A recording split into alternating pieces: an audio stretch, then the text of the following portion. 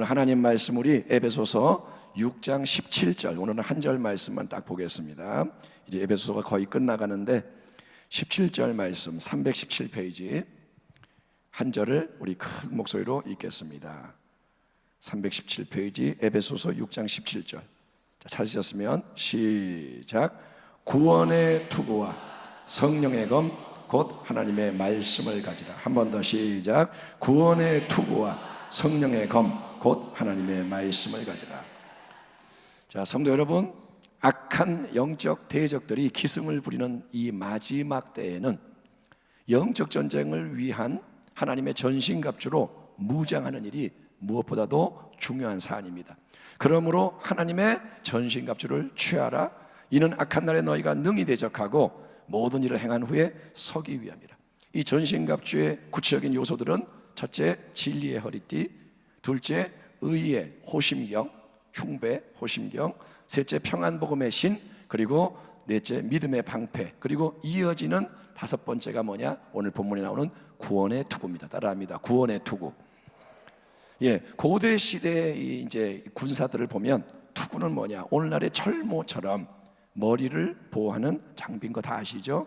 그 당시에 로마 제국 병사가 썼던 이 투구는 여러분 영화나 이렇게 보면 나오잖아요. 청도, 철 이런 단단한 금속으로 외형이 제작되어 있고 이 안에는 쇠로 되면 이제 딱딱한 머리가 아프니까 부드러운 안감 뭐 이런 걸 대가지고 이 민감한 제일 약한 머리를, 중요한 머리를 보호를 해줬습니다. 그리고 이 투구에는 장식을 이렇게 달아가지고 멋을 더했는데, 예를 들어서 근사한 깃털, 이렇게 빨간 뭐 깃털, 색깔 있는 깃털, 아니면 관을 달아서 이 사람을 투구를 딱 썼을 때 돋보이게 만드는 거예요. 투구를 쓰면 멋있는 거예요. 그리스도의 군병, 우리가 주님의 군사인데 우리가 착용을 해야 하는 영적 전신갑주의 투구는 뭐냐? 다름 아닌 구원의 투구입니다. 아멘. 이 구원의 투구를 데살로니가서 5장 8절을 보면 보다 정확하게 뭐라냐? 구원의 소망의 투구, 이렇게 표현을 합니다. 그래서 우리는 낮에 속하였으니 정신을 차리고 믿음과 사랑의 호심경을 붙이고 그 다음에 구원의 소망의 투구를 쓰자, 이렇게 나옵니다. 아멘. 구원의 투구는 뭐냐? 구원의 소망의 투구. 그러니까 성도는 분명한 구원의 소망, 확신으로 가득 찬 구원의 기쁨과 감격으로 무장이 되어 있어야 한다는 거예요.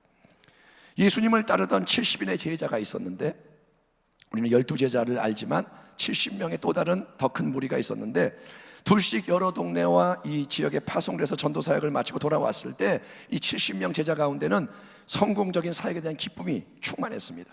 70인이 기뻐하며 돌아와 이르되 주여, 주의 이름이면 귀신들도 우리에게 항복하다이다. 70인의 제자가 예수님이 그들을 2인 1족씩 파송을 하시며 복음을 전하라 했을 때 많은 부담을 느꼈을 거예요. 주님 옆에서 이렇게 하는 거는 괜찮은데 우리 둘만 가라고? 다 흩어져 가지고 여기저기 가는데 두려움을 느꼈지만, 부담을 느꼈지만 순종을 했고, 이들은 도처에서 놀라운 역사를 경험했으니 뭐냐? 그거는 예수 그리스도의 이름을 딱 대면, 명령만 하면 예수의 이름으로 할 때 악한 귀신들이 꼼짝 못하고 여러분 복종해서 떠나갔던 거예요. 예?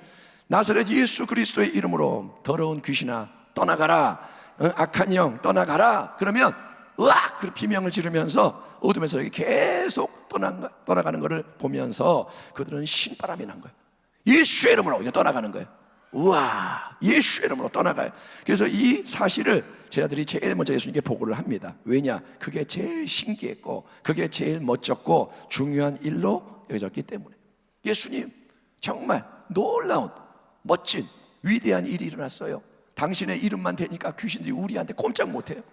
하지만 예수님은 그 모든 일이 영적 세계에서 이미 예비되어 있었음을 알려주시면서 동시에 더 중요한 근본과 기초를 상기시켜 주시는데, 우리 예수님의 대답은 이겁니다. 예수께서 이르시되 사탄이 하늘로부터 번개같이 떨어지는 것을 내가 보았노라. 내가 너희에게 뱀과 전갈을 밟으며 원수의 모든 능력을 제어할 권능을 주었으니 너희를 해칠 자가 결코 없으리라. 아멘. 그럼 뭐라냐? 그러나 귀신들이 너희에게 항복하는 것으로 기뻐하지 말고 너희 이름이 하늘에 기록된 것으로 기뻐하라 하시니라. 물론 여러분, 귀신들이 우리에게 항복하는 것을 보는 것은 좋은 일이고 기쁜 일이에요. 여러분이 예수의 이름으로 했던 귀신이 떠나가면 어찌 안 기쁘겠습니까? 하지만 그것보다 더 크고 그것보다 더 놀라운 일은 우리가 진정으로 죄의 사함을 받고 하나님의 자녀, 구원받은 천국 백성으로서 우리의 이름이 저 하늘 생명책에 기록되어 있는 것임을 여러분 알아야 하는 것입니다. 여러분, 능력이 많고 대단한 업적을 이루어서 모두의 칭찬을 받더라도, 야, 저 사람은 대단해, 훌륭해, 그래도 마지막에 천국에 들어가지 못하는 이들이 많이 있을 거라고 우리 주님이 산상수훈에서 경고를 하세요. 이러므로 그들의 열매로 그들을 알리라. 뭘로 알리라? 열매로. 열매.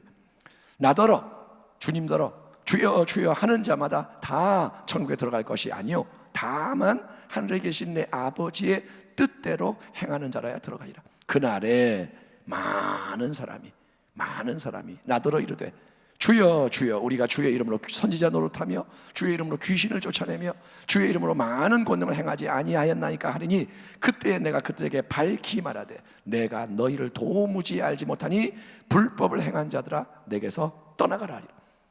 이 주님의 말씀을 저는 한동안 이해를 참 하기가 어려웠습니다, 솔직히. 아니, 주 예수의 이름으로 주님이 주시는 말씀을 선지자처럼 전해. 하나님이 이렇게 말씀하십니다, 말씀을 전하고, 또 주의 이름으로 귀신들을 쫓아내고 주의 이름으로 많은 권능을 행한 사람은 주님이 사랑하시고 인정하시는, 그래서 주님이 놀랍게 사용하시는 사람이 아니냐 이거예요. 아니, 능력이 이렇게 있는 게 뭐냐? 하나님이, 주님이 인정하니까 능력 준 거 아니냐? 그들은 그러니 당연히 구원을 받아야 하는 게 아닌가? 그렇게 주님을 위해 능력으로 많은 일을 행한 사람은 주님이 사랑하고 당연히 구원해야 되는 거 아닌가? 그러나 주님은 여러분, 적은 몇몇 사람이 아니라 많은 사람, 다수의 크리스찬들이, 비록 그들이 주의 이름을 사용해서 선지자 역할을 했고 귀신도 쫓아냈고 권능의 기적을 행하는 등 매우 성공적이고 인상적인 신앙의 외적인 업적을 내세울 수 있다 하더라도, 정작 영광의 주 예수님 앞에 탁 섰을 때 이들은 주님이 알지 못하는, 그러니까 진정한 생명적 관계를 주님과 맺지 못한 실패자로서 주의 면전으로부터 쫓겨나게 될 거라고 예고를 하시는데, 그 이유는 딱 하나입니다. 그들이 불법을 행한 자, 주님의 말씀을 행하지 않고 자기 뜻대로 세상의 방식으로 잘못 살았기 때문이라는 거예요. 능력을 행해요. 그런데 삶은 자기 마음대로 사는 거예요. 세상적으로 사는 거예요. 마음이 안 바뀌고. 이 맥락에서 예수님이 70인 제자들에게 하시는 말씀이 의미심장한 겁니다. 그러나 귀신들이 너희에게 항복하는 것으로 기뻐하지 말고 너희 이름이 하늘에 기록된 것으로 기뻐하라 하시니라. 아멘. 아멘. 여러분, 우리가 여기는 모두가 진정으로 소유해야 하는 참된 보물, 진짜 보물, 당장 눈앞에 보여지는 어떤 외적인 놀랍고 신비한 역사보다 더 놀랍고 신비한 기적은 우리가 하나님의 사랑 안에서 택함을 받고 천국의 백성, 하나님의 자녀로 구원의 새 생명을 얻었다는 사실인 거예요. 제일 신기한 게 뭐냐? 구원의 생명이 내 안에 있다는 거예요. 아멘. 여러분, 병이 낫는 거, 그런 거는 작은 거예요. 여러분, 눈앞에 보이는 현상은 작은 기적이에요. 진짜 기적이 뭐냐? 내 안에 구원의 생명이 들어온 거예요. 그거를 단순히 머리의 지식으로만 아는 걸로는 감동이 없죠. 머리로 맨날 그 얘기 해봤자 기쁨이 없어요. 우리가 별로 안 기쁜 이유가 뭐냐? 이걸 잘 모르는 거예요. 여러분, 오히려 귀신이 쫓겨나고 기적이 일어나는 게 더 커 보이잖아요.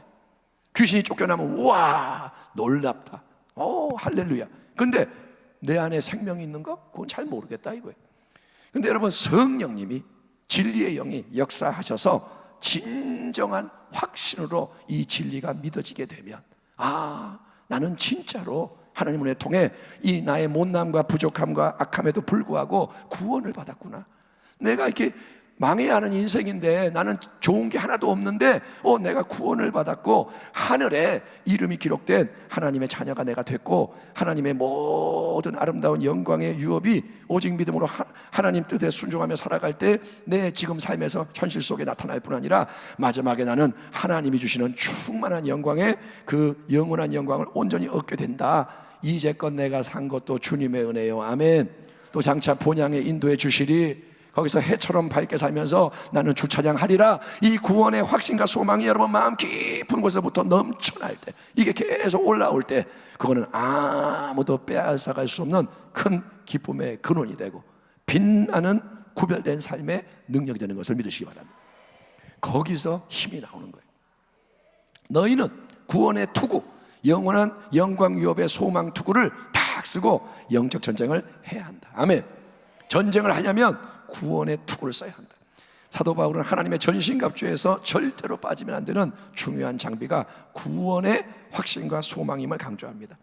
여러분, 현실의 상황이 참 어지럽고 힘들어지는 이 마지막 때에 하박국 선지자가 굳게 붙잡은 근본 진리를 우리 새롭게 마음에 새깁시다. 하박국이 이렇게 말합니다. 비록 무화과 나무가 무성하지 못하며 포도나무에 열매가 없으며 감람나무에 소출이 없으며 밭에 먹을 것이 없으며 우리의 양이 없으며 외양간에 소가 없을지라도, 이것도 없고 저것도 없고 모든 게 답답하고 암담할지라도 나는 야훼로 말미암아 즐거워하며 나의 구원의 하나님으로 말미암아 기뻐하리로다. 아멘. 아멘. 이거를 빼고 저거를 빼고 다 이렇게 빼도 남아있는 게 있어야 되는 거예요. 아멘. 제일 근본 깊은 곳에 생명이 남아있어야 돼요.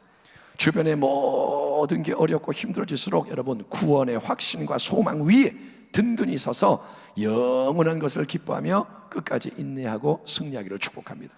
우리가 소망으로 구원을 얻었음에 보이는 소망이 아니니 보는 것을 누가 바라리요? 만일 우리가 보지 못하는 것을 바라면 참음으로 기다릴지니라. 아멘. 구원은 눈앞에 보이지 않아요. 내 이름 하늘에 기록된 거 보이지 않아요. 그러나 그거를 참으며 인내하며 기다리라. 이렇게 하기 위해 우리 안에 함께 하시고 말할 수 없는 탄식으로 우리를 도와주시는, 기도해 주시는 분이 성령님이신 거예요. 성령이 도와주시는 거예요. 아멘. 나는 어떻게 기도할지를 모르겠고 나는 답답한데 성령이 계속 우리를 인도해 주시는 거예요. 그리고 이 신앙 여정의 결론과 종착점은 이겁니다. 우리가 알거니와 하나님을 사랑하는 자, 곧 그의 뜻대로 부르심을 입은 자들에게는 모든 것이 합력하여 선을 이루느니라. 아멘. 코로나19도 선을 이룰 줄 믿습니다. 지금 재정의 압박도 선을 이루는 거고, 당신이 질병을 통과한다면 그것도 결국은 하나님의 아름다운 목적을 이루는 데 쓰여지는 거예요. 하나님이 미리 하신 자들로 또한 그 아들의 예수님의 형상을 본받게 하기 위하여 미리 정하셨으니 이는 그로 많은 형제 중에서 맏아들이 되게 하려 하심이라. 또 미리 정하신 그들을 또한 부르시고 부르신 그들을 또한 의롭다 하시고 의롭다 하신 그들을 또한 영화롭게 하셨느니라. 이 영광이 우리 눈앞에 펼쳐질 그날, 그때까지, 아멘, 당신은 이제 영광을 보게 될 거예요. 예, 이제 이 땅의 삶이 마치면 영광의 세계가 열려지는 거예요. 그때까지 오직 예수, 항상 예수, 더욱 예수, 끝까지 예수, 구원의 확신과 소망을 투구로 쓰고 영적 전쟁을 잘 함께 감당하며 승리하는 신실한 주의 백성 되시기를 주의 이름으로 축원합니다. 아멘. 기도하겠습니다. 하나님, 구원의 투구로 우리를 무장시켜 주시옵소서. 우리의 이름이 하늘에 기록된 것을 알게 하시고 그거를 진정으로 기뻐할 줄 아는 믿음의 백성 되게 하소서. 나는 구원받았습니다. 나는 주 안에 있습니다. 나는 주님을 사랑합니다. 주님의 사랑이 나를 붙잡고 있습니다. 이 은혜 위에서 찬양하게 하여 주옵소서. 예수님의 이름으로 기도합니다. 아멘.